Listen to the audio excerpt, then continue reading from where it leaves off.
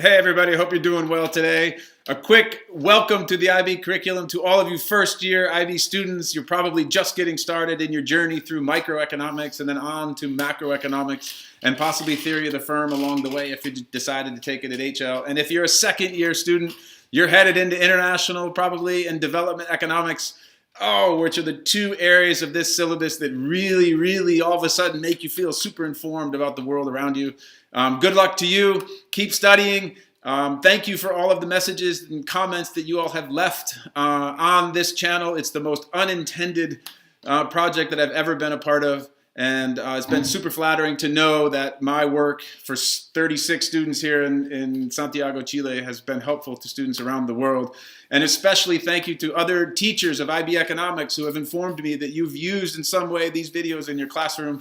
And that is like the ultimate flattery. I can't believe that this little project of mine is having an impact in other people's classrooms around the world. And so thank you for letting me know. So good luck on your journey through this school year. I'm wishing you well. Take care, and we'll talk to you soon.